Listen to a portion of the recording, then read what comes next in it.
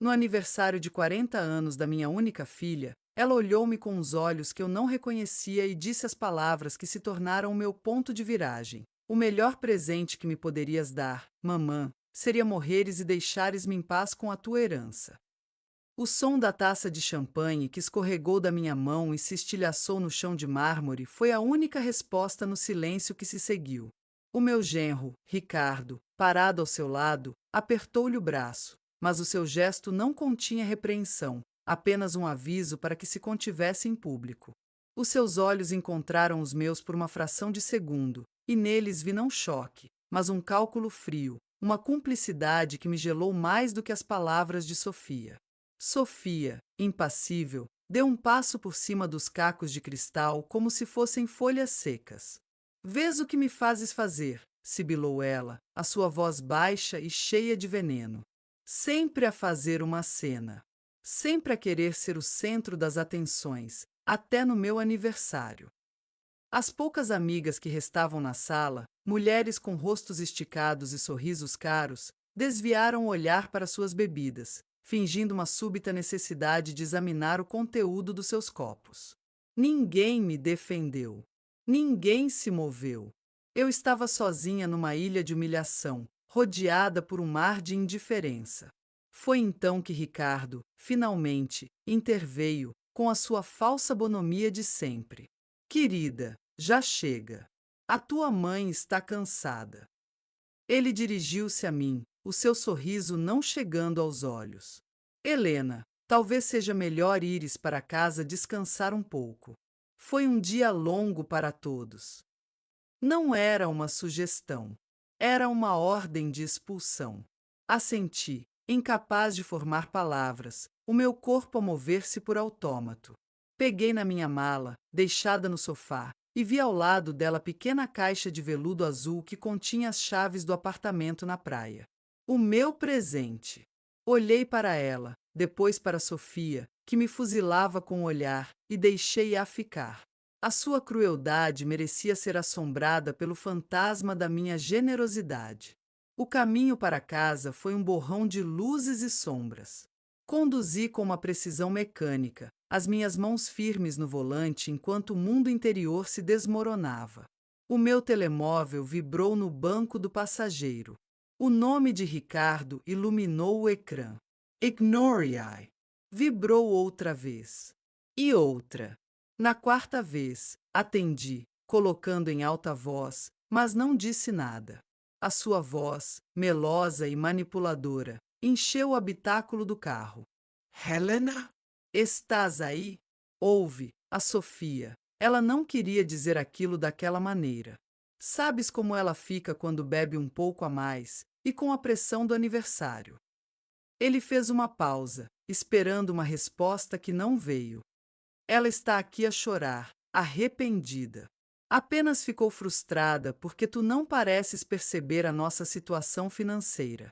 Estamos a passar por uma fase difícil. O meu silêncio era uma parede. Ele tentou uma abordagem diferente. Olha, por que não tiras umas férias? Vai para o teu apartamento na serra. Relaxa. Quando voltares, falamos todos com mais calma. A Sofia adora-te, tu sabes disso. A mentira era tão descarada, tão insultuosa, que uma bolha de algo que não era dor, mas sim uma fúria pura e glacial, subiu-me pela garganta. Sem dizer uma palavra, terminei a chamada e atirei o telemóvel para o banco de trás, onde aterrou com um baque surdo. Ao entrar na casa que tinha partilhado com o meu falecido marido, Antônio, durante 50 anos, o silêncio pareceu esmagar-me. As fotografias nas paredes, testemunhas de uma vida de amor e dedicação, pareciam agora zombar de mim. Uma vida inteira de sacrifícios, reduzida a um desejo de morte por uma herança. Fui até a parede da sala, onde estava nossa fotografia de família preferida. Eu, Antônio e uma Sofia de 5 anos, a sorrir com um dente de leite a menos, a segurar um balão. Com um gesto deliberado, peguei na moldura de prata, tirei-a da parede e virei-a com o rosto para baixo sobre a mesa de centro. O gesto foi pequeno, mas definitivo. A dor era física, uma pontada aguda no peito que me roubava o ar. Mas por baixo da dor, algo mais começava a agitar-se. Uma frieza que nunca antes sentirá. Na manhã seguinte, o sol entrou pela janela, mas não trouxe calor. Em vez de me afundar no luto, levantei-me com uma clareza assustadora. Fui ao escritório de Antônio, um lugar que mal tinha tocado desde a sua morte, há 2 anos. O cheiro a mogno e a papel antigo ainda pairava no ar. Abri a sua velha secretária e não procurei ao acaso. Antônio tinha me dito uma vez, meses antes de morrer, a sua voz enfraquecida pela doença: Helena, se alguma vez precisares de ver as coisas como elas realmente são, procura a pasta preta. Está no fundo da gaveta de baixo, debaixo dos mapas antigos. Na altura, não percebi. Agora, as suas palavras ecoavam como uma profecia. Encontrei a pasta. Dentro dela, não havia apenas os livros de contabilidade e extratos bancários que eu esperava, mas também recibos, faturas e até pequenos bilhetes, tudo meticulosamente organizado por datas. Antônio tinha guardado tudo. Com uma chávena de café preto ao meu lado, comecei a fazer as contas. Não das despesas do dia a dia, mas do custo de criar Sofia. O custo de uma vida de amor não correspondido. A minha caligrafia, normalmente elegante, tornou-se dura, angular, enquanto eu preenchia as linhas da página. Comecei pela educação. A escola privada bilíngue, R$ 450 mil ao longo de 12 anos. Encontrei o recibo da inscrição, com uma nota de Antônio na margem. Vale cada centavo pelo futuro dela. A Universidade de Design de Moda, um capricho que ela abandonou após 2 anos, custou R$ 180 mil. Juntamente com as faturas das propinas, estava um e-mail impresso de Sofia para uma amiga. Estou a morrer de tédio. Só estou a fazer isto para minha mãe me deixar em paz. Assim que conseguir o dinheiro para minha viagem de pesquisa à Europa, desapareço. A viagem, descobri numa outra pasta, tinha custado mais R$ 45 mil. Depois, o casamento. Um evento de conto de fadas que ela exigiu, com 500 convidados num local exclusivo, que nos custou, a mim e a Antônio, mais de R$ 300 mil. Lembro-me de Antônio a suspirar, mas eu insisti, querendo dar à minha única filha o dia perfeito. Um dia que ela agora desvalorizava com desejo pela minha morte. A lista continuava, implacável. O sinal para o primeiro apartamento deles, R$ 500 mil. O capital inicial para a empresa de consultoria de Ricardo, que faliu em menos de um ano, levando consigo R$ 250 mil do nosso fundo de reforma. Encontrei o contrato social da empresa. Estava em nome de Ricardo e do seu irmão. Sofia nem sequer era sócia. Fomos enganados. As inúmeras vezes que paguei os seus cartões de crédito, R$ 8.500 numa única compra numa boutique de luxo, R$ 12 mil num spa de fim de semana, R$ 5 mil em jantares num único mês. Cada extrato era uma nova facada. Havia o cavalo de saltos que ela quis aos 16 anos, que montou durante 6 meses antes de se aborrecer, um custo total de R$ 75 mil entre a compra e a manutenção. Havia os 3 carros de luxo que lhes compramos ao longo de 10 anos, porque eles precisavam de algo seguro e fiável, num total de R$ 420 mil. No fundo da pasta preta, encontrei algo mais. Um envelope selado, endereçado a Dr. Mendes, confidencial. A caligrafia era a de Antônio, mas trêmula. A minha respiração ficou suspensa. Abri-o com um abre-cartas. Era uma cópia de uma carta que Antônio tinha enviado ao nosso advogado de família um mês antes de morrer. Caro Dr. Mendes, escrevo-lhe com o coração pesado. A minha saúde falha e a minha principal preocupação é a Helena.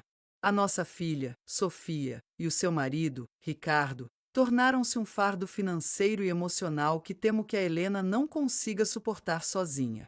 As suas exigências são incessantes e a sua gratidão inexistente. Vi Ricardo manipular a Sofia e a Helena ceder sempre, por amor à nossa filha. Temo que, quando eu partir, eles a consumam. Peço-lhe que, se algo me acontecer, ajude a Helena a proteger-se. Ela merece paz na sua velhice, não ser um caixa eletrônico para os caprichos de uma filha que já não reconhecemos. Anexei um registro detalhado das dádivas que fizemos nos últimos 5 anos. Use-o se for preciso. Com os melhores cumprimentos. Antônio. As lágrimas que não tinham caído na noite anterior escorreram agora pelo meu rosto. Não eram lágrimas de tristeza, mas de uma profunda e dolorosa validação. Ele sabia. Ele viu tudo. E eu, na minha cegueira de mãe, recusei-me a ver.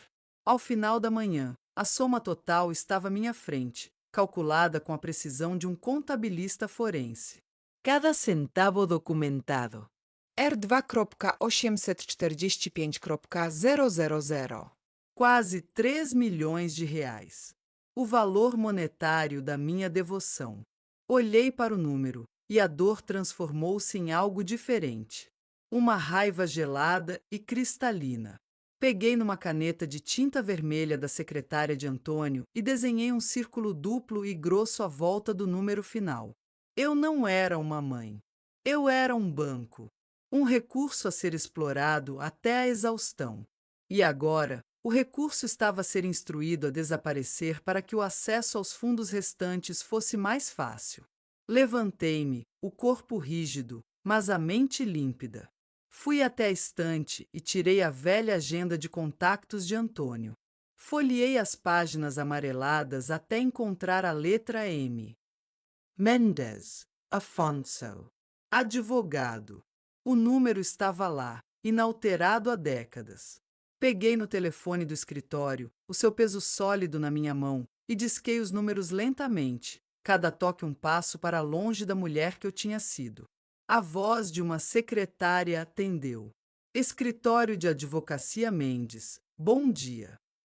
Bom dia, disse eu, a minha própria voz soando estranhamente calma e firme. Gostaria de falar com o doutor Afonso Mendes, por favor. O meu nome é Helena Guedes. Sou a viúva de Antônio Guedes. Houve uma pausa do outro lado da linha, seguida por um tom mais respeitoso. Só um momento, senhora Guedes. Segundos depois, uma voz masculina, grave e familiar, soou no auscultador. Helena? Que surpresa! Lamento não ter ligado mais desde. Afonso, interrompi-o, sem tempo para gentilezas. Preciso de o ver, o mais depressa possível. É urgente. Claro, claro. Aconteceu alguma coisa? Está tudo bem? Tudo está prestes a ficar bem, respondi, olhando para a carta de Antônio e para a folha de cálculo na secretária. Trata-se do testamento. Preciso de fazer algumas alterações. Na verdade, quero redigir um novo. Do zero. Foi então que a epifania me atingiu, uma onda de choque que percorreu todo o meu corpo. O meu amor não tinha sido apenas não correspondido, tinha sido sistematicamente explorado. Eles não me viam como uma pessoa, mas como uma apólice de seguro ambulante. A tristeza deu lugar a uma determinação de aço. Eu não ia ser uma vítima. Não ia definhar num canto, à espera da morte para agradar a minha filha ingrata. Eu ia recuperar a minha vida, a minha dignidade. E cada cêntimo que me era devido, não em dinheiro, mas em liberdade. Naquele escritório silencioso, rodeada pelas memórias de um homem que me amava de verdade, formulei um plano. Um plano secreto, multifacetado, não de vingança, mas de justiça. Um plano de fuga e renascimento. O primeiro passo foi ligar a Lúcia, a minha melhor amiga há mais de 40 anos. Ela tinha testemunhado tudo, a minha devoção cega, a arrogância crescente de Sofia, o desdém passivo de Ricardo. Quando lhe contei, ao telefone, as palavras exatas de Sofia, houve um longo silêncio do outro lado da linha. Depois, a sua voz, baixa e furiosa. Helena, eu sempre soube que eles eram egoístas, Mas isto é monstruoso. A sua voz não continha pena, mas sim uma fúria contida que espelhava a minha. O que vais fazer? A sua pergunta não era um convite à lamentação, mas um apelo à ação. Vou desaparecer, Lúcia, respondi, a minha própria voz soando estranhamente calma. Mas não como ela quer. Vou desaparecer nos meus próprios termos. Diz-me apenas onde e quando. Levo uma pá. Um riso seco e curto escapou-me, um som que eu não reconhecia. Não será preciso tanto. Pelo menos, não para já. Hốt vơ cả. Preciso de uma segunda opinião e de uma testemunha de que não enlouqueci. Estou a sair de casa agora mesmo, respondeu ela, e a chamada terminou. 20 minutos depois, Lúcia entrou pela porta da frente, que eu deixará aberta. Os seus olhos, sempre perspicazes, varreram a sala e pousaram na fotografia de família virada para baixo sobre a mesa de centro. Ela não disse nada, apenas caminhou até mim no escritório e colocou uma mão firme no meu ombro. Mostrei-lhe a folha de cálculo, a carta de Antônio, a lista de despesas. Ela leu cada linha, os seus lábios a apertarem-se numa linha fina. O cretino do Ricardo nem sequer colocou a Sofia como sócia na empresa dele, murmurou ela, apontando para o contrato social. Ele isolou-a do fracasso desde o início, sabendo que tu irias cobrir as perdas. Helena, isto não é só ingratidão. É fraude. Ela olhou para a soma final, o círculo vermelho a pulsar na página. Eles sangraram-te. E agora eu vou estancar a hemorragia, disse eu, a minha voz a ganhar força com a sua presença. Primeiro, o dinheiro. Lúcia sentiu, a sua mente prática já a trabalhar. Sim, corta o acesso. Imediatamente. Antes que eles percebam que algo mudou e tentem fazer uma grande retirada. Eles devem pensar que ainda estás em casa a chorar. Ela tirou o seu próprio telemóvel da mala. E livra-te do teu. Eles vão seguir-te por aí. Toma, usa este. Ela entregou-me um telemóvel pré-pago, simples e anônimo. Só eu tenho este número. Na segunda-feira de manhã, vesti o meu melhor fato, um conjunto de linho que Antônio sempre adorou, e fui ao banco. Não ao meu gerente de conta habitual, mas ao diretor do Private Banking, Sr. Almeida, um homem cujo escritório no último andar tinha vista para toda a cidade. Sentei-me à sua frente, na cadeira de couro macio, e recusei o café que ele me ofereceu. Sr. Almeida, comecei, a minha voz firme e clara. Gostaria de liquidar os fundos de investimento Alpha Plus e Prestige Yield, bem como todas as ações da Petrobras e da Vale associadas à minha carteira. O montante total, juntamente com todos os fundos da minha conta corrente e poupança, deve ser transferido para uma nova conta, num banco diferente, apenas em meu nome. Entreguei-lhe um papel com os detalhes da nova conta que Lúcia me tinha ajudado a abrir online na noite anterior, num banco digital sem agências físicas. Ele ergueu uma sobrancelha polida. Claro, Dona Helena. Mas posso perguntar o motivo desta reestruturação súbita? A conta conjunta que partilha com a sua filha, Sofia Guedes, tem um volume de transações considerável. Qualquer alteração drástica pode afetar a sua classificação de crédito. Interrompi-o, o meu tom gelado. A minha classificação de crédito é a menor das minhas preocupações. A minha filha já não é minha dependente financeira nem minha responsabilidade. É uma decisão pessoal e irrevogável. Por favor, execute a transação com efeito imediato. Quero uma confirmação por escrito de que a conta conjunta número 789012 terá um saldo de R$ 0,00 até o meio-dia de hoje. O Sr. Almeida engoliu em seco, a sua postura profissional a vacilar por um instante. Ele viu algo novo nos meus olhos, uma determinação que não convidava mais perguntas. Como dessa já, Dona Helena? Em 2 horas, enquanto eu esperava num café do outro lado da rua, recebi um e-mail codificado com a confirmação. R$ 1.200.000 tinham sido movidos, A ponte levadiça do meu castelo financeiro tinha sido erguida. O passo seguinte foi mais complexo e exigia o cérebro de um predador legal. Fui diretamente do banco para o escritório do Dr. Mendes. O seu escritório era o oposto do de Almeida, cheio de livros com lombadas de couro, cheirando a papel antigo e a justiça lenta mas implacável. Ele ouviu pacientemente enquanto eu relatava os acontecimentos, desde a festa de aniversário até a transferência bancária que acabará de concluir. Os seus olhos aguçados estudavam o meu rosto. Quando terminei, ele não mostrou surpresa, apenas uma tristeza contida. Antônio sempre se preocupou que isto pudesse acontecer. Helena, disse-lhe suavemente, juntando as pontas dos dedos. Ele admirava o teu coração generoso, mas temia que a Sofia não o tivesse herdado. As suas palavras foram uma punhalada, mas também uma validação. Eu não estava louca. Antônio também tinha visto. Afonso, eles vivem num apartamento de luxo. A entrada de R$ 500.000 foi um presente meu, mas eu coassinei a hipoteca. O meu nome está no empréstimo. Eles nunca conseguiriam aquela aprovação sem mim. Como é que eu me livro disso? Dr. Mendes sorriu, um sorriso fino e perigoso. Foi então que ele se levantou, foi até um armário de arquivos de aço e retirou uma pasta grossa com a etiqueta Guedes, Antônio, protocolo pessoal. Antônio era um homem brilhante. Helena, Não apenas nos negócios, mas na arte de se proteger.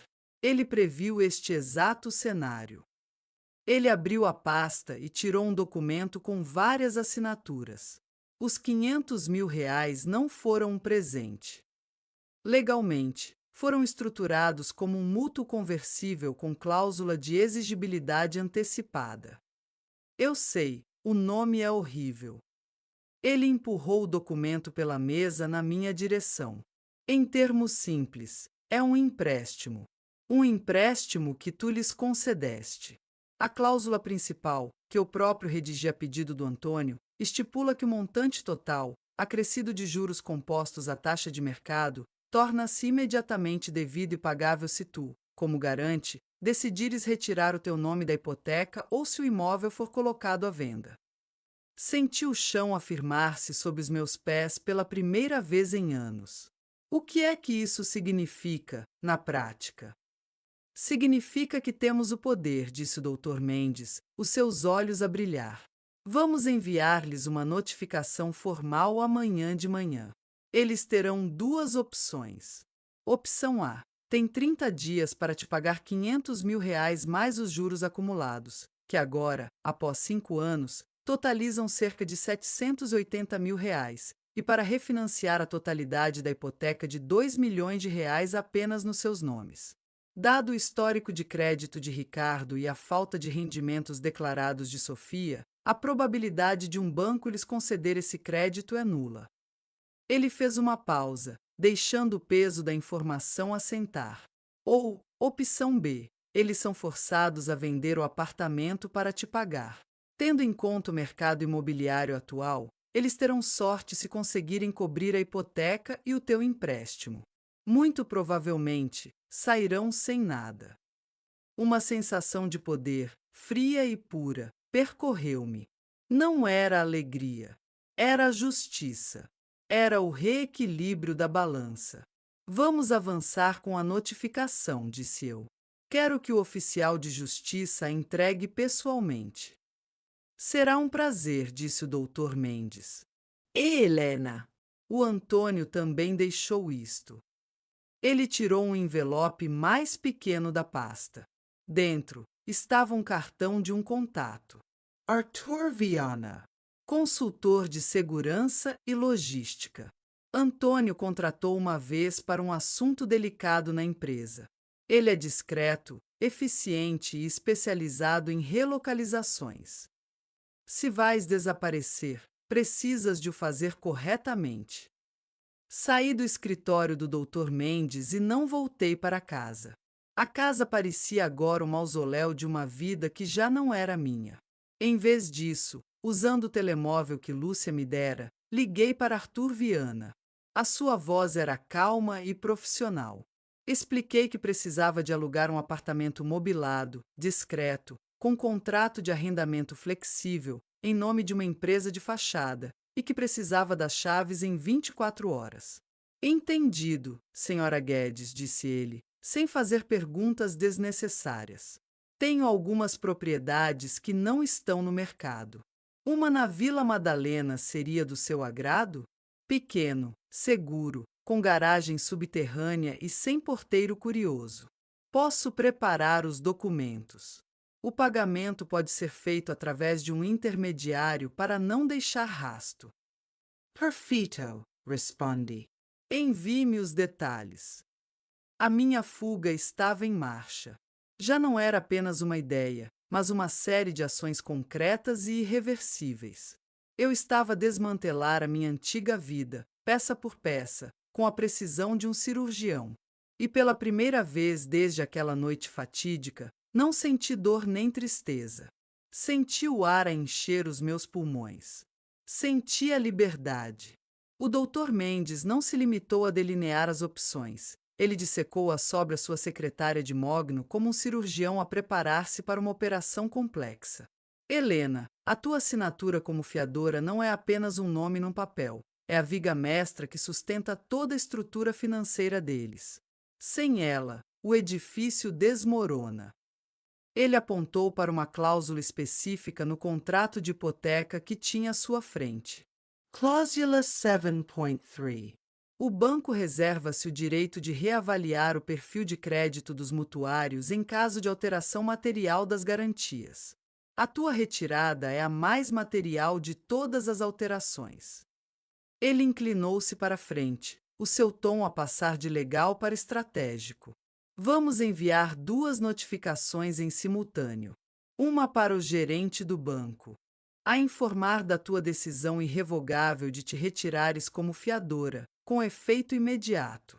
A outra, por oficial de justiça, diretamente para o apartamento deles, a invocar a cláusula de exigibilidade antecipada do empréstimo pessoal de R$ 500.000. A combinação dos 2 atos irá criar um terremoto financeiro do qual eles não conseguirão recuperar. Eles não têm como pagar, eu disse, a minha voz desprovida de qualquer emoção. Era uma constatação fria, um facto matemático. O estilo de vida deles, os carros, os jantares, as viagens que publicam nas redes sociais, é tudo uma fachada construída com o meu dinheiro. O Dr. Mendes acenou com a cabeça, a sua expressão grave. Exatamente. Estás preparada para a retaliação? Haverá telefonemas, chantagem emocional, talvez até uma campanha de difamação entre os vossos conhecidos. Olhei pela janela do seu escritório, para a selva de betão onde a reputação era uma moeda de troca. Dr. Mendes, disse eu, virando-me para o encarar, a minha coluna direita como uma haste de aço. Eles desejaram a minha morte para ficarem com o meu dinheiro. As consequências das minhas ações são um fardo que estou disposta a carregar. As consequências das palavras deles são um fardo que eles terão de aprender a carregar sozinhos. Um brilho de admiração passou pelos seus olhos. Ele pegou no telefone, mas não para ditar uma carta. Ele carregou num botão do intercomunicador. Cláudia, por favor, ligue-me ao Dr. Silveira, do Departamento Jurídico do Banco Central Privado. Imediatamente. Segundos depois, uma voz soou pelo altifalante. O Dr. Mendes foi direto ao assunto, a sua linguagem precisa e cortante, citando números de contrato e cláusulas de cor. Houve uma tentativa de resistência do outro lado, uma sugestão para agendar uma reunião. Mendes interrompu. Dr. Silveira, isto não é uma negociação. É uma notificação. A minha cliente, a senhora Helena Guedes, está a exercer os seus direitos. A documentação formal estará na sua secretária dentro de 1 hora. Aconselho a iniciar os vossos procedimentos internos. Ele desligou a chamada, o silêncio na sala zumbir com a ação decisiva que acabará de ser tomada. O terceiro pilar do meu plano, e talvez o mais definitivo, era o meu testamento. O documento atual, guardado no cofre do Dr. Mendes, era um monumento à minha antiga cegueira, deixando tudo, incondicionalmente, a Sofia. Quero anular o testamento existente e redigir um novo, anunciei. Naquela mesma tarde, com o Dr. Mendes e a sua secretária, Cláudia, como testemunhas, o novo documento tomou forma. Cada cláusula era um tijolo na muralha que eu estava a construir à volta do meu futuro e do meu legado. A casa da família, uma propriedade no Morumbi avaliada em mais de 4 milhões de reais, seria vendida. O produto da venda seria integralmente doado ao Lar de Santana, uma instituição de caridade que apoiava idosos abandonados, a mesma que Antônio e eu tínhamos ajudado a fundar discretamente anos antes. O restante do meu patrimônio, incluindo os investimentos recém-consolidados e o valor recuperado do empréstimo do apartamento, seria colocado num fundo fiduciário. Lúcia seria a administradora, com instruções claras. Uma parte seria para garantir o seu conforto na velhice, e o restante seria distribuído anualmente entre 3 causas: um abrigo para animais, uma bolsa de estudos para jovens artistas e um programa de investigação do cancro. É costume incluir uma cláusula de deserdação, explicou o Dr. Mendes, para evitar contestações futuras. Uma breve declaração a explicar por que Sofia Guedes de Almeida foi omitida. Pensei por um momento. Escreva apenas isto, ditei, a minha voz firme. A minha filha, Sofia Guedes de Almeida, já recebeu em vida sua herança, sob a forma de inúmeras dádivas financeiras e oportunidades que lhe foram concedidas. Este testamento reflete a minha vontade final de que o meu patrimônio seja usado para apoiar aqueles que genuinamente necessitam.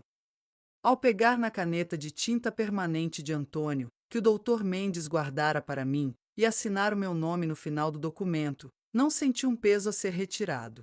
Senti, em vez disso, o peso da minha própria agência, da minha soberania, a assentar firmemente nos meus ombros. Eu já não estava a viver para o futuro dela, estava a garantir o meu e a criar um legado de que Antônio se orgulharia. Nos dias que se seguiram, tornei-me uma general a executar uma retirada estratégica. Cada ação era deliberada. Comecei pelos seguros. Liguei para a seguradora e, após passar por vários menus automáticos, falei com o agente. Gostaria de remover 2 dependentes do meu plano de saúde premium, Sofia Guedes de Almeida e Ricardo Almeida. Houve uma pausa. Senhora, isso significa que eles perderão a cobertura no final do mês. Quer que eu verifique opções de planos individuais para eles? A sua voz era treinada para ser prestável. A minha era treinada pela dor. Não. Apenas execute o cancelamento. A seguir, o clube de campo. A joia da coroa da vida social deles. A minha anuidade de membro, que eu pagava religiosamente há 30 anos, era o que lhes dava acesso àquele mundo de aparências. Uma chamada para a secretaria do clube. Sim, gostaria de cancelar a minha filiação familiar. Não, não desejo convertê-la em individual. Sim, estou ciente de que perco todos os privilégios. Por favor, confirme o cancelamento por escrito. Imaginei a humilhação de Ricardo ao tentar marcar um jogo de tênis no fim de semana seguinte e ser discretamente informado de que o seu acesso tinha sido revogado. A lista continuava. O serviço de streaming de TV com todos os canais premium. A subscrição de um clube de vinhos que entregava caixas de rótulos caros todos os meses na casa deles. A conta da boutique onde Sofia tinha crédito ilimitado, faturado a mim. Cada chamada era um corte, preciso e limpo. Por fim, o ato final de separação digital. Fui a uma loja da operadora de telemóveis, um ambiente barulhento e impessoal. Esperei na fila e, quando chegou a minha vez, pedi à funcionária para bloquear permanentemente 2 números, o de Sofia e o de Ricardo. Bloquear para chamadas e mensagens? Perguntou ela, a sua expressão entediada. Sim, respondi. Quero que seja como se os números deles não existissem para este telefone. Ela olhou para mim com um pingo de simpatia, talvez imaginando uma discussão familiar banal. Ela não fazia ideia de que estava a ajudar a executar uma declaração de independência. Quando saí da loja para o sol da tarde, o meu telemóvel no bolso parecia mais leve. O silêncio já não era opressivo, era um escudo. Enquanto desmantelava metodicamente a minha antiga vida, construía secretamente a nova. A minha primeira chamada depois de sair do escritório do Dr. Mendes foi para Arthur Viana, o contato que Antônio deixará.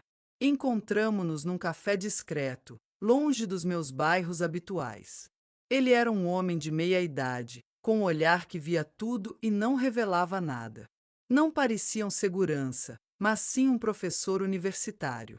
O seu marido era um homem muito previdente, Sra. Guedes, disse ele, depois de eu lhe ter explicado, em termos gerais, a minha necessidade de uma relocalização discreta e permanente. Eu preciso de desaparecer, disse eu, sem deixar rasto. Desaparecer é uma arte, respondeu ele, mexendo no seu café. Requer mais do que uma passagem de avião. Requer a criação de uma nova narrativa. O seu destino. Lisboa, Portugal, respondi. Ele acenou com a cabeça, aprovando. Boa escolha. Longe o suficiente, mas culturalmente acessível. Posso tratar de tudo. Um apartamento alugado através de uma empresa de holding sediada no Luxemburgo, para que o seu nome não apareça em nenhum registro público. Contas de serviços públicos geridas através da mesma empresa. Posso também providenciar uma equipa para embalar e enviar os seus pertences pessoais. Eles são ex-militares, eficientes e completamente discretos. Ninguém fará perguntas. Ele fez uma pausa. Fiz uma verificação preliminar, como seu falecido marido me teria instruído. O seu genro, Ricardo, tem um rasto de dívidas e credores que remonta antes do seu casamento. Ele não é apenas um mau empresário. É um predador financeiro em série. A Sofia foi o seu maior investimento. A informação não me chocou. Apenas confirmou o que a carta de Antônio já insinuara. Faça o que for preciso, disse eu, entregando-lhe um cartão com os detalhes da minha nova conta bancária. O orçamento não é um problema. A descrição é tudo. Nos dias seguintes, Arthur e a sua equipa moveram-se como fantasmas. Enquanto eu fingia manter a minha rotina, eles preparavam a minha fuga. Contrataram uma empresa de mudanças internacionais para embalar apenas os itens que eu listei: as fotografias emolduradas de Antônio, os meus livros de primeira edição, a sua coleção de discos de vinil de jazz e a poltrona de cabedal gasta onde ele costumava ler. O resto da casa, os móveis de design, a porcelana fina, os cristais, tudo seria catalogado e entregue a uma leiloeira de confiança. Eram apenas coisas, adereços de um palco onde eu já não queria atuar. A última semana foi um turbilhão de atividade silenciosa. Lúcia era minha rocha, a minha co-conspiradora. Ela aparecia com caixas e sacos de lixo, ajudando-me a separar o que ficava do que ia. Mas, mais importante, ela era uma presença constante. Não fazíamos grandes discursos. Apenas nos sentávamos juntas no chão da sala de estar cada vez mais vazia, a beber vinho de uma garrafa barata, e o seu silêncio era mais reconfortante do que quaisquer palavras poderiam ser. No último dia, a casa era uma concha oca. O caminhão das mudanças já tinha partido. O meu voo partia do aeroporto de Guarulhos depois da meia-noite. Lúcia estava comigo. Sentei-me no chão da sala de estar, a luz do entardecer a entrar pelas janelas nuas, projetando longas sombras no soalho de madeira. À minha frente estava uma única folha de papel de carta caro e a caneta de Antônio. Era hora de escrever a carta. Não era uma carta de raiva ou de mágoa. Era um balanço final. Uma fatura. Tens a certeza disto, Lena? Perguntou Lúcia, a sua voz suave no silêncio da casa. Peguei na caneta. Eu nunca tive tanta certeza de nada na minha vida. A carta era curta e brutalmente factual. Começava sem qualquer saudação. Para vossa informação. A seguir, uma lista. A notificação da minha retirada como fiadora. A cópia da execução do empréstimo de R$ 780 mil. Uma nota a informar que o meu testamento tinha sido alterado e que eles não constavam nele. E, por fim, a folha de cálculo que eu tinha preparado, detalhando cada real que lhes tinha sido dado, com a soma final de R$ 2.845.000 circulada a vermelho. Não adicionei nenhuma palavra de despedida, nenhum insulto, nenhuma explicação. Os números falavam por si. Dobrei a carta, a folha de cálculo e as cópias dos documentos legais e coloquei tudo num envelope. Célio, Lúcia observava-me, os seus olhos a brilhar. Como é que eles vão receber isto? Arthur vai mandar um estafeta entregar amanhã de manhã, às 9 em ponto, respondi, levantando-me. A essa hora, o meu avião estará a sobrevoar o Atlântico. O meu trabalho ali estava terminado. Eu estava a libertar-me. Querida Sofia, comecei a escrever, a minha caneta a deslizar sobre o papel de carta pesado, o mesmo que Antônio usava para sua correspondência importante. A palavra querida soou oca na minha mente, um eco de uma afeição que se tinha tornado cinza. No teu aniversário, deste-me um presente inesperado, a verdade. A verdade sobre como me vês, sobre o que realmente queres de mim e, mais importante, a clareza para finalmente ver o que eu me recusei a admitir durante anos. E eu decidi honrar o teu desejo. Estou a desaparecer da tua vida. Não pela morte, como sugeriste de forma tão eloquente, mas por escolha. A minha escolha. A minha mão não tremia. Continuei a enumerar factos, não emoções. Anexo a esta carta uma folha de cálculo detalhada. Não é uma acusação, é um balanço final. R2.845.000. Este é o valor monetário do amor que te dei nos últimos 15 anos, desde o teu casamento. Um valor que nunca foi questionado ou negado. Para que não restem dúvidas sobre as consequências práticas da minha decisão, informo-te do seguinte: a conta bancária conjunta que partilhávamos foi encerrada esta manhã. O saldo foi transferido. O banco foi formalmente notificado de que me retiro como fiadora da vossa hipoteca, com efeito imediato, o que, segundo a cláusula 7.3 do vosso contrato, desencadeia uma reavaliação da vossa linha de crédito. O empréstimo pessoal de R$ 500 mil que vos concedi para a entrada do apartamento, e que legalmente nunca foi um presente, foi executado. Tem 30 dias para reembolsar o montante total, acrescido de juros, que hoje ascende a R$ 780 mil. Finalmente, o meu testamento foi reescrito. O teu nome já não consta nele. A tua herança, como afirmei no documento legal, já foi paga em vida. O apoio financeiro que consideravas um direito era, na verdade, um presente. E os presentes pararam. A partir de hoje, tu e o Ricardo estão por vossa conta. Espero que a herança que tanto desejavas valha o preço da mãe que perdeste. Arias, Helena. Dobrei a carta e os documentos anexos, colocando-os no envelope pesado. Lúcia observava-me do outro lado da sala vazia, sentada no chão de madeira. Havia uma solenidade no ar, como num funeral, mas era o funeral de uma vida, não de uma pessoa. Entrega isto no apartamento deles, amanhã, pontualmente ao meio-dia, instruí, entregando-lhe o envelope selado e um único molho de chaves. Estas são as chaves da casa. A leiloeira virá buscar tudo na próxima semana. Gere isso por mim, por favor. E quando eles ligarem em pânico? Perguntou Lúcia, a sua voz baixa. Não atendes. Nem tu, nem eu. Deixa-os enfrentar o silêncio. Eles criaram este vazio, agora precisam de o sentir em toda a sua magnitude. Lúcia levantou-se e abraçou-me com força, um abraço que continha 40 anos de amizade, de segredos partilhados e de preocupações não ditas. Os seus olhos brilhavam com lágrimas que eu não conseguia derramar. Sê feliz, minha amiga, sussurrou ela. Encontra a paz que eles te roubaram. Tu me res. Eu já a encontrei, respondi, e pela primeira vez, senti que era verdade. No aeroporto, o ruído e a agitação eram um contraste bem-vindo com o silêncio da minha antiga casa. Comprei um jornal português e um café. Enquanto esperava na fila de embarque, vi uma jovem mãe a tentar acalmar uma criança birrenta, prometendo-lhe um gelado se ela se comportasse no avião. Um eco de uma vida passada picou-me, mas não doeu. Era apenas uma observação, como ver um filme antigo a preto e branco.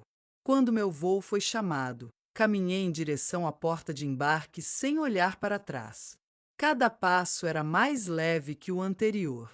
Eu estava a caminhar em direção à minha própria vida, não à sombra da de outra pessoa. A sensação era aterrorizzante e absolutamente gloriosa. 2 dias depois, São Paulo. O estafeta tocou a campainha do apartamento de luxo exatamente ao meio-dia. Ricardo, ainda de roupão de seda, atendeu com uma expressão de enfado. Aceitou o envelope grande e formal, assinando o recibo eletrônico sem curiosidade. Deve ser outro convite para um leilão de arte inútil, disse ele, atirando o envelope para a mesa de centro de mármore, onde Sofia estava a folhear uma revista de moda. Pelo menos podiam mandar champanhe com os convites, respondeu ela, sem levantar os olhos. Foi só 1 hora depois, quando Ricardo procurava os seus óculos de sol, que reparou no remetente, Escritório de Advocacia Mendes. A sua sobrancelha ergueu-se. Abriu o envelope. O silêncio que se seguiu foi denso. Sofia olhou para cima, incomodada. O que foi? Pareces fantasma. Ricardo não respondeu. Os seus olhos varriam a notificação legal, o seu rosto a perder a cor. Ele deixou cair o papel e pegou na folha de cálculo. Os seus dedos percorreram as colunas de números. 75.000. Num cavalo? 420.000. Em carros? Meu Deus, ela guardou tudo. Ela quem? Do que estás a falar? Sofia levantou-se e arrancou a carta pessoal da mão dele. As suas palavras ecoaram no apartamento silencioso enquanto ela lia em voz alta. A sua voz começou com desdém, mas vacilou e transformou-se num sussurro chocado. Ao chegar à parte sobre a hipoteca e o testamento, o papel tremeu na sua mão. Isto é uma piada, disse ela, mas a sua voz era fraca. Uma piada de mau gosto para me assustar. Ricardo já estava ao telefone, a ligar para o gerente do banco. A sua postura arrogante habitual desapareceu, substituída por uma urgência que roçava o pânico. Sérgio, é o Ricardo Almeida. Sim, está tudo bem. Ouve, recebi uma notificação estranha sobre a minha hipoteca. O quê? A senhora Guedes retirou a garantia? O que é que isso quer dizer? Reavaliação imediata? A voz dele subiu 1 oitava. Não, claro que não temos como cobrir o valor total. Ninguém tem. Enquanto Ricardo discutia ao telefone, Sofia tentava ligar-me. O número estava desligado. Tentou Lúcia. Caixa da correio. Ela tirou o telemóvel para o sofá com um grito de frustração. Ela não pode fazer isto, gritou ela para Ricardo, que tinha acabado de desligar o telefone, o rosto pálido. Ela não só pode, como já fez, disse ele, a sua voz baixa e perigosa. Ele pegou na folha de cálculo novamente. Eu tinha um investidor quase a fechar um negócio. Um novo fundo. Eu ia usar a garantia dela como alavanca para um empréstimo inicial de 3 milhões. 3 milhões. Sofia. Estávamos feitos. E tu, com a tua boca grande na tua festa estúpida, tu destruíste tudo. Sofia virou-se para ele, os olhos a faiscar. Fui eu que passei os últimos 10 anos a inventar empresas falidas e a sugar o dinheiro dela? Fui eu que a convenci a assinar aquela hipoteca. Tu eras a isca. Era o teu único trabalho. Mantê-la feliz, Mantê-la a pagar. E nem isso conseguiste fazer. Ele deu um pontapé na mesa de centro, e a chávena de café de Sofia caiu, manchando o tapete persa branco. O som pareceu quebrar o feitiço da sua raiva. Eles olharam um para o outro no meio do luxo que de repente parecia frágil, emprestado. O pânico instalou-se. 2 semanas depois, Lisboa. A minha nova vida em Lisboa começou com a simplicidade. O meu apartamento, escolhido por Arthur, ficava no bairro da Lapa, com uma pequena varanda com vista para os telhados e o Tejo ao longe. Era mobilado de forma simples, mas elegante. Não havia fantasmas aqui. Nos primeiros dias, explorei a cidade a pé, perdendo-me de propósito nas ruas de calçada, descobrindo pequenas pastelarias que vendiam pastéis de nata quentes e livrarias de alfarrabistas que cheiravam a história. O ar era uma mistura de maresia e café torrado. Juntei-me a um clube de leitura numa livraria local e comecei a ter aulas de aguarela num pequeno estúdio, algo que sempre quisera fazer. Foi lá que conheci Elvira, uma viúva escocesa de 70 anos com um cabelo ruivo flamejante e um humor tão seco quanto um bom gin. Encontramo-nos a pintar lado a lado, ambas a lutar com a perspectiva da Ponte 25 de Abril. A minha parece um estendal de roupa depois de um furacão, disse ela com seu sotaque carregado, sem tirar os olhos da sua tela. Os meus filhos disseram que a arte era um passatempo para pessoas que não têm mais nada para fazer. Suponho que tinham razão. Ri, um som genuíno. Os meus também não eram grandes apreciadores. Filhos, disse ela, pousando o pincel. Gastasse uma vida a construir um ninho para eles, e eles acabam por pensar que o ninho é um ativo imobiliário. Olhou-me de lado. O meu filho mais novo, o gênio das finanças, colocou-me num lar de idosos com paredes bege para poder vender a minha casa mais depressa. Disse que era um investimento no meu conforto. Usei as minhas poupanças secretas para comprar um bilhete só de ida para aqui. Agora ele investe em chamadas telefônicas não atendidas. Encontramos um consolo e uma força mútua nas nossas experiências partilhadas. A vergonha que eu sentia começou a transformar-se em orgulho. Eu tinha sobrevivido. Mais do que isso, eu estava a começar a prosperar. Cerca de 2 semanas após a minha partida, os primeiros tremores do terremoto que eu tinha provocado chegaram-me, não diretamente, mas através de Lúcia. Ela tinha me dado um pequeno telemóvel pré-pago, apenas para emergências, e foi nele que recebi um e-mail dela com o assunto relatório de campo. O e-mail continha transcrições de mensagens de voz e de texto que Sofia e Ricardo tinham deixado no seu telefone. A primeira era confusa. Lúcia, não consigo falar com a mamã. Recebemos uma carta estranha dela. Parece uma espécie de ameaça. Ela está bem? A voz dela continha um pingo de preocupação, provavelmente mais por si mesma do que por mim. A segunda, algumas horas depois, era mais urgente. O cartão de crédito foi recusado no supermercado. E a conta conjunta está a zeros. O que se passa? Onde está ela? Os dias seguintes viram a escalada previsível. A falsa preocupação deu lugar a uma raiva descontrolada. O banco ligou, dizia a voz de Ricardo numa das mensagens, tensa de pânico. Eles estão a reavaliar a nossa hipoteca por causa da tua mãe. Ela não pode fazer isto. O nome dela está no contrato. A ironia era deliciosa. O nome que eles queriam ver numa lápide era o mesmo que mantinha um teto sobre as suas cabeças. Depois veio o golpe final. Uma mensagem de voz de Sofia, cheia de soluços e histeria.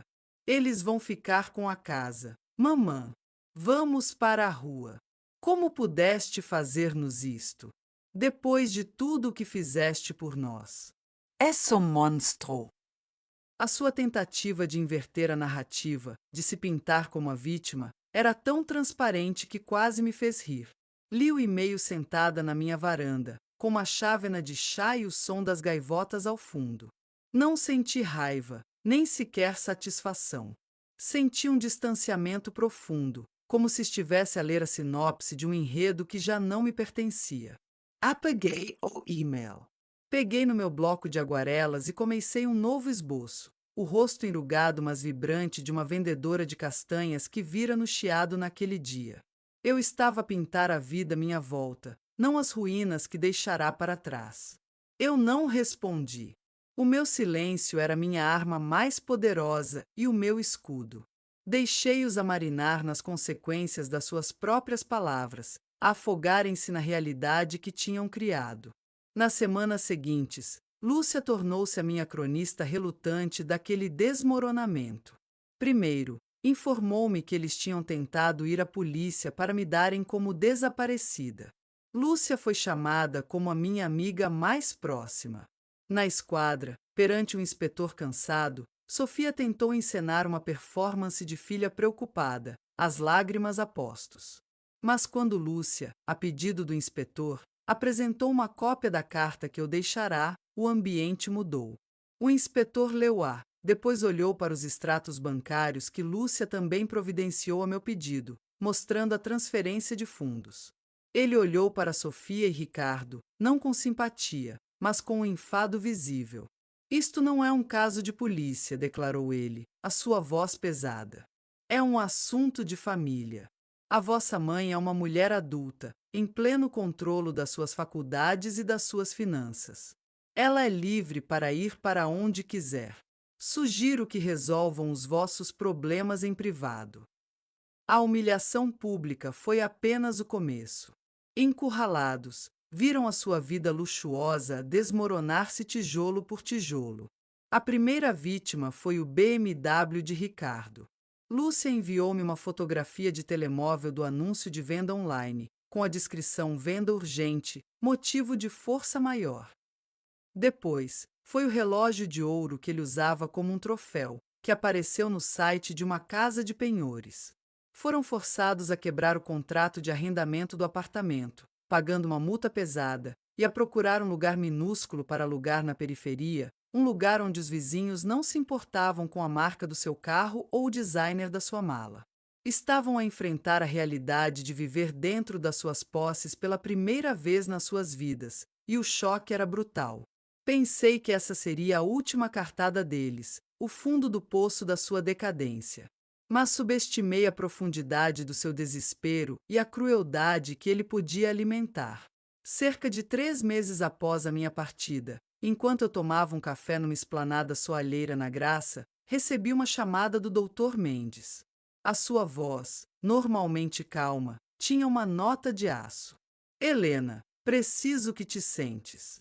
Recebi uma notificação oficial. Sofia e Ricardo entraram com uma petição em tribunal. Estão a pedir a tua interdição por incapacidade. Houve um silêncio na linha. O som da cidade à minha volta pareceu desaparecer. Eles não queriam apenas o meu dinheiro. Queriam apagar-me, anular a minha identidade, a minha sanidade, a minha própria existência como indivíduo. Eles alegam, continuou o Dr. Mendes, que a tua fuga súbita, o abandono do lar e as tuas decisões financeiras irracionais são provas irrefutáveis de demência senil. Estão a tentar obter a tutela legal sobre ti e os teus bens. Querem declarar-te louca para poderem reaver o controlo de tudo. Era o ato final e mais vil de traição. Mas Antônio, meu sábio, meu protetor, meu previdente Antônio, tinha se antecipado até mesmo a isto. Uma memória brilhou na minha mente. Uma noite, anos antes, Antônio a ler um artigo sobre um caso de exploração de idosos e a abanar a cabeça com tristeza. As pessoas mais perigosas são muitas vezes aquelas a quem damos as chaves de casa, murmurara ele. A voz do Dr. Mendes trouxe-me de volta ao presente. Não te preocupes, Helena. O Antônio pensou em tudo. Lembro-me perfeitamente do dia em que ele veio ao meu escritório, sozinho. Estava pálido, já doente, mas a sua mente estava afiada como uma navalha. O advogado fez uma pausa, como se estivesse a reviver a memória. Ele fez-me adicionar uma cláusula específica a todos os nossos documentos financeiros e ao seu testamento. Ele chamou-lhe a cláusula Fênix. A cláusula estipula que qualquer tentativa por parte de um herdeiro direto de declarar um de nós mentalmente incompetente para obter ganho financeiro exigiria, não uma, mas 3 avaliações neuropsicológicas completas, por um painel de 3 especialistas independentes. Um nomeado pelo tribunal, um nomeado pela parte que acusa, e o terceiro, nomeado por mim. É uma salvaguarda de ferro contra exatamente este tipo de ataque predatório. Voei de volta para o Brasil. Não como uma fugitiva regressar com o rabo entre as pernas, mas como uma soberana regressar para defender o seu território. O meu avião aterrou em São Paulo numa manhã clara e fria. Não fui para a antiga casa. Fiquei num hotel discreto, sob um nome falso, uma precaução sugerida por Arthur Viana. Encontrei-me com o Dr. Mendes no seu escritório. Ele tinha envelhecido, mas os seus olhos brilhavam com uma fúria justa. Vamos esmagá-los, Helena, disse ele, não como um advogado, mas como um amigo leal. Nos dias seguintes, submeti-me às avaliações. Foram longas, exaustivas, por vezes humilhantes. Testes de memória, lógica, raciocínio abstrato. O neurologista nomeado pelo advogado de Sofia era um homem visivelmente cético, que me tratava com uma condescendência paternalista.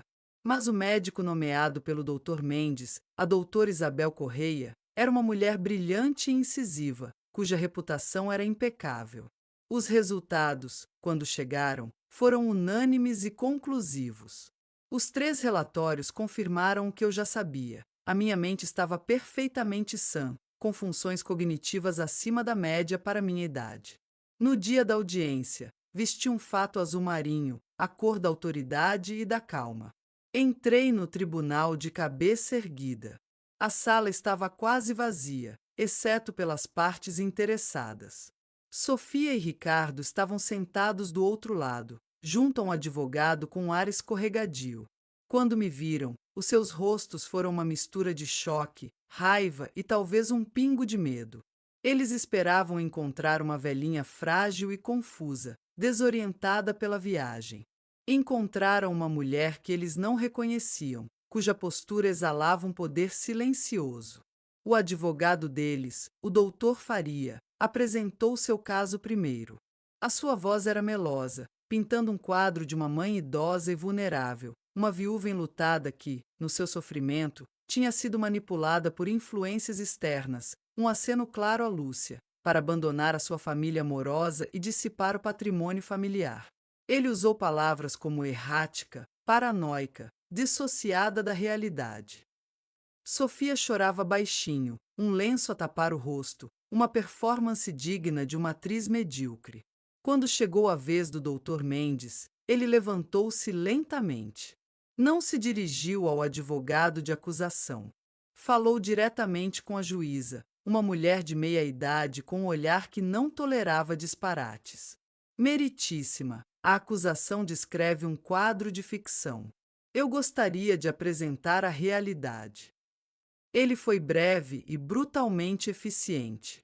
Primeiro, chamou a doutora Isabel Correia como testemunha. Ela subiu ao banco das testemunhas e, com uma clareza clínica, demoliu a argumentação da acusação. A senhora Helena Guedes não exibe qualquer sinal de declínio cognitivo, demência ou qualquer outra patologia que afete a sua capacidade de julgamento. Pelo contrário, os seus testes indicam uma função executiva superior. As suas decisões, embora possam parecer súbitas para alguns, demonstram um planeamento lógico e estratégico notável. A seguir, o Dr. Mendes apresentou os meus extratos bancários dos últimos 6 meses.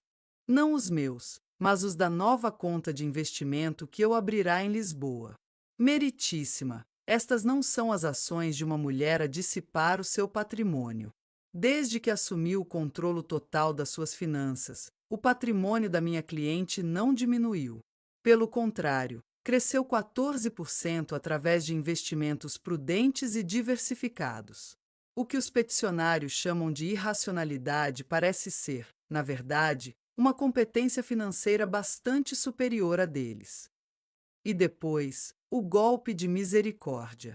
Finalmente, disse o Dr. Mendes, a sua voz a ressoar na sala silenciosa, gostaria de submeter como prova a razão para esta chamada fuga súbita. Ele pegou numa cópia da minha carta de despedida. Esta é uma carta escrita pela minha cliente para sua filha, a peticionária Sofia Guedes de Almeida, no dia em que partiu. Ele fez uma pausa dramática. Gostaria de ler uma passagem em voz alta. Ele olhou diretamente para Sofia. No teu aniversário, deste-me um presente inesperado, a verdade. E eu decidi honrar o teu desejo. Estou a desaparecer da tua vida. Não pela morte, como sugeriste de forma tão eloquente, mas por escolha. A minha escolha. Um murmúrio chocado percorreu a sala do tribunal. A juíza olhou de Sofia para Ricardo, o seu rosto uma máscara de puro desdém. Ela nem esperou que o Dr. Mendes terminasse. Bateu com o martelo. A petição é indeferida com prejuízo, declarou ela, a sua voz a cortar o ar. Isto significa que os peticionários nunca mais poderão intentar uma ação semelhante. Ela olhou diretamente para Sofia e Ricardo, os seus olhos a fuzilá-los. Raramente testemunhei um ato de ganância tão chocante e de crueldade filial tão flagrante. Esta audiência está encerrada. Ao sair do tribunal, passei por eles no corredor silencioso. O advogado deles já se tinha afastado, como se quisesse distanciar-se do fedor do fracasso. Sofia deu um passo à frente, o rosto manchado de rímel, a sua máscara de vítima desfeita. Ela tentou agarrar o meu braço. Mama, por favor, podemos conversar. Eu não queria. Puxei o meu braço para trás como se a sua mão queimasse. Olhei para ela, não com raiva, mas com a indiferença fria que se reserva a um estranho. O meu nome é Helena, disse eu, a minha voz baixa e firme, cada palavra um estilhaço de gelo. A tua mãe morreu no dia do teu aniversário de 40 anos. Lembroste. Tu mataste-a. Virei-lhe as costas e afastei-me, os meus saltos a ecoar no chão de mármore. Não olhei para trás uma única vez. Foi o corte final. O laço tóxico foi permanentemente quebrado.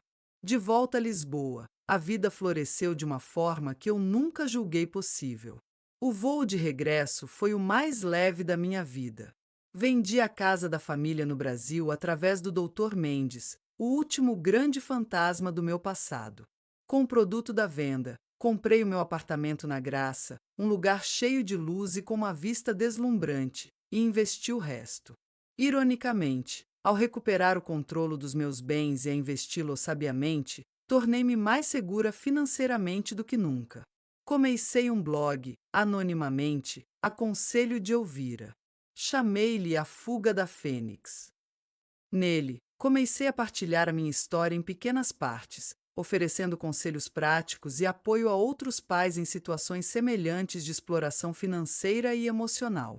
O blog tornou-se viral. Recebi milhares de e-mails de todo o mundo, de homens e mulheres que tinham sacrificado tudo pelos seus filhos, apenas para serem descartados na velhice. Uma mulher da Argentina escreveu: li a tua história e, pela primeira vez, percebi que não estava louca. Obrigada por me dares a coragem para mudar as fechaduras. Um homem do Canadá confessou: o teu balanço final inspirou-me a fazer o mesmo. O meu filho ficou chocado ao ver o custo da sua vida em papel. Estamos a fazer terapia juntos pela primeira vez. A minha dor tinha sido transformada em poder, não apenas para mim, mas para uma comunidade silenciosa que encontrou uma voz através da minha. Já não era apenas a Helena, a mãe de Sofia ou a viúva de Antônio. Eu era a Fênix. Olhando para o rio Tejo da minha varanda, com uma taça de vinho verde na mão e o som melancólico de fada flutuar no ar vindo de um restaurante próximo. Sinto uma paz profunda. A vingança, percebi, não era sobre destruir a vida deles. A vida encarregou-se disso. Era sobre construir a minha. E, finalmente, eu estava em casa. Sofia e Ricardo foram deixados a enfrentar as consequências permanentes das suas escolhas. Perderam o dinheiro, o estatuto e a casa. Mas a perda mais profunda, a que eles talvez nunca consigam compreender, foi a perda do amor incondicional que um dia tiveram e que tão cruelmente esmagaram debaixo dos pés. E essa é uma dívida que nenhuma herança, por maior que seja, pode pagar.